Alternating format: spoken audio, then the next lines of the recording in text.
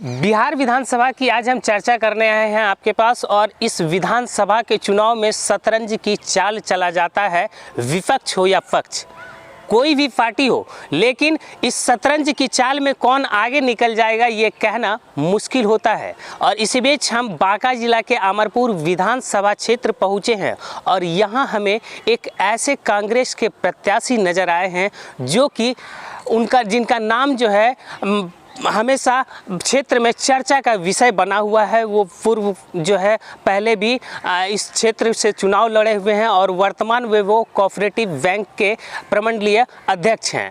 और उनका नाम जो है क्षेत्र में बड़ा चर्चा का एक विषय बना हुआ है। जब हम क्षेत्र का दौरा कर रहे थे, पब्लिक से पूछ रहे थे, पब्लिक से बातचीत कर रहे थे, तो कुछ लोगों का कहना था कि अगर यहाँ इस विधानसभा यानी अमरपुर विधानसभा से चर्चा है तो वो कांग्रेस के प्रत्याशी जितेंद्र सिंह की चर्चा है। उसी से आपको आज मुलाकात करवाएंगे, उनसे बातचीत करवाएंगे कि आखिर इस कांग्रेस का नेता होते हुए, क्योंकि अगर कहा जाए तो बिहार में कांग्रेस का अगर एजेंडा है तो वो कहीं ना कहीं जदयू यानी एनडीए यानी बीजेपी के से थोड़ा पीछे नज़र आता है। लेकिन इस विधानसभा में जब आप इन करेंगे तो आपको इनसे आगे कांग्रेस नज़र आएगा।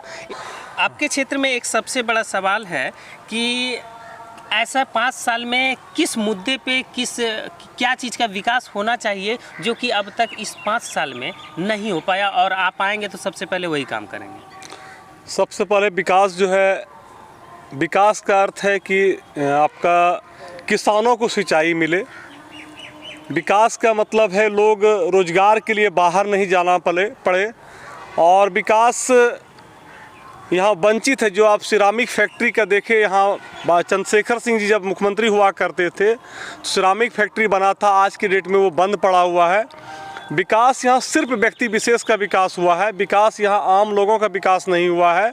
हम आने के बाद जनता मौका देती है, निश्चित तौर पे भ्रष्टाचारियों को बोले भ्रष्टाचार बंद करवाने का काम करेंगे। और साथ ही साथ जो भी जन उपयोगी चीज़ है वो विकास के मामले में, चाहे अभी आप देखिए मेडिकल सुविधा यहाँ पे नहीं है, पढ़ाई की सुविधा सही नहीं है। यहाँ महिला कॉलेज जो है, महिला की कॉलेज जो है, गर्ल्स कॉलेज नहीं है, और है तो वो नाम के लिए है। सिर्फ वहाँ पे नशेड़ियों का जमावड़ा रहता है। आप भी जानते होंगे, क्षेत्र में पता चला होगा आपको। हाँ, महिला संस्कृत जो संस्कृत महाविद्यालय जो भी है महिलाओं का। आप प्रसव के लिए स्वास्थ्य के मामले में बांका जिले का अमरपुर पूरा पिछड़ा हुआ है। वहाँ आप दोनों ब्लॉक मिला करके डॉक्टर तो रात में नहीं रहती है, वो आयुष के बल पे जो है, कोई एमबीबीएस डॉक्टर नहीं रहती है। आयुष के जो डॉक्टर हैं वो अनुबंध वाले वही चला रहे हैं। सबसे पहले स्वास्थ्य शिक्षा जो ज़रूरी है, उस शिक्षा स्वास्थ्य पे हम लोग काम करेंगे। बेरोजगारी के मुद्दे पे आप क्या कहना चाहेंगे? बेरोजगारी के मुद्दे में देखिए, आप नीतीश बाबू का सरकार है, आप उसके बाद भी पलायन ज़बरदस्त कर रहा है। मेरे विधानसभा क्षेत्र में कोई रोजगार 5 साल में आप नहीं बता सकते हैं कोई फैक्ट्रियाँ लगी है। रही बात, जो भी केंद्र सरकार की योजना है उसको लागू किया गया है, एक जो मानक है वही लागू किया गया है। कोई विकास के लिए यहाँ पर से गुड़ फैक्ट्रियाँ हुआ करती थी, कहाँ कुछ करने का काम किया गया। सही बात है कि कुछ दिन पहले हम लोग सुनते थे कि गुड़ नगरी अमरपुर को ही कहा जाता है, और ऐसा स्थिति है कि आज एक भी गन्ना नज़र नहीं आता। बिल्कुल नहीं, उसके दिशा में कोई काम नहीं किया गया है। उस दिशा में कुछ यहाँ के जो स्थानीय विधायक हैं, जो मंत्री भी बने हैं, मंत्री बनने के बाद मैंने उनको फ़ोन करके बधाई देने का काम किया था कि चलिए आपको मौका मिला है, 5 साल आप बांका और अमरपुर के विकास के लिए काम करेंगे। लेकिन दुर्भाग्य के साथ ये कहना पड़ रहा है कि विकास उन्होंने जिस उम्मीद और आशा के साथ लोगों ने मतदान किया उनको, उस पर वो खरा नहीं उतरे। अच्छा, एक सबसे बड़ा सवाल कि आपके क्षेत्र में एक सवाल था कि रेफरल अस्पताल अमरपुर जो है उसका स्थिति बहुत दयनीय हो गया है, क्योंकि कहा जाता है कि उसका भवन जो है जंजर है। इस सब के विषय में आप क्या कहना चाहेंगे? बिल्कुल जर्जर स्थिति में है। आप जाएंगे जब रेफरल अस्पताल और उसके जब पीछे वाले एरिया में जाएंगे, आप देखेंगे कि वो स्थिति बहुत ही बुरा है। और भवन निर्माण मंत्री, हमारे विभाग, हमारे जिले और विधानसभा के जो मंत्री हैं वो भवन निर्माण मंत्री हैं। निश्चित तौर पे फंड की कोई कमी नहीं, लेकिन उस दिशा में वो करने का, कुछ काम करने का उन्होंने प्रयास नहीं किया। आज शानदार रेफरल अस्पताल हो सकता था, लेकिन यहाँ पे नहीं है। आज जर्जर अवस्था में ये व्यवस्था है। क्या आय का स्रोत आपका क्या है? संपत्ति आपका सार्वजनिक है सब? सबसे पहला बात है कि धन बल पे जो है चुनाव, जिसको जनता का समर्थन प्राप्त नहीं है वो निश्चित तौर पे धन से चुनाव लड़ना चाहेंगे। हम जनबल के ताकत पे चुनाव लड़ेंगे और जीतने का भी काम करें। जो 5 साल हमने क्षेत्र में घूमने का काम किया, लोगों से मिलने का काम किया है, उस संपर्क और संबंध के बल पे लड़ेंगे। हम जन समस्याओं को सुनते हैं, उठाते हैं और समस्याओं के समाधान का प्रयास करते हैं। बालू माफिया निश्चित तौर पे उनके साथ रहेंगे, लेकिन बालू माफियाओं का जो है कि साथ से जन समर्थन से वो चुनाव नहीं जीत सकते हैं। क्या माफिया तंत्र जो अमरपुर में जो चल रहा है वो चुनाव जिताने का काम जो है उनको प्रयास कर सकता है, लेकिन जिताने का काम नहीं कर सकता है।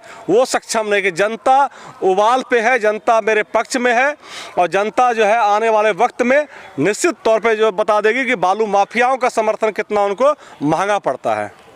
अच्छा, आपकी पार्टी जो है राज्य स्तर पर कोई ठोस कदम उठाएगी? जो कि अभी जदयू की सरकार जो है बहुत सारा ऐसा, देखिए ऐसा नहीं हम कह सकते हैं कि विकास नहीं हुआ है विकास, कुछ हद तक विकास हुआ है, लेकिन आपकी पार्टी क्या बिहार में कुछ ऐसा नया करेगा? बिल्कुल, मेरी पार्टी निश्चित तौर पे महागठबंधन जो है एक युवा सरकार, एक युवा सोच वाले जो हमारे सीएम बनेंगे, जो नए तरोताज़ा हैं, उन्होंने 18 महीने के कार्यकाल में जो यहाँ पे काम करने का प्रयास किया और काम किया, आज उसी का उदाहरण है, उसी का कार्बन कॉपी हमारे माननीय मुख्यमंत्री जी कर रहे हैं। युवाओं को रोजगार देने की जो बात कर रहे हैं, उनके दिखाए हुए रास्ते। आज 20 साल का जो कार्यकाल होता है बहुत लंबा कार्यकाल होता है। 20 साल के कार्यकाल में उन्होंने लोगों को नौकरी नहीं देने का काम किया, लेकिन अभी नीतीश जी उनको मतलब 8 महीने में काउंटर करने के लिए, 18 महीने का काउंटर करने के लिए भर्तियां निकाल रहे हैं और लोगों का बना नौकरी देने का प्रयास कर रहे हैं। सच्चाई यही है कि उनका गिनती का दिन बचा हुआ है और आने वाले वक्त में हमारे युवा मुख्यमंत्री बनेंगे तो रोजगार भी मिलेगा, पलायन भी रुकेगा, लोग अपने गृह और घर में रह करके, अपने ज़िले में रह कर काम करने का काम करेंगे। कमेंट बॉक्स में बताइएगा, लाइक देकर बताइएगा कि आप इन प्रत्याशी के विषय में क्या सोचते हैं, ताकि वो कमेंट आपका सार्वजनिक हो पाए और जन जन तक वो आवाज़ पहुंच पाए।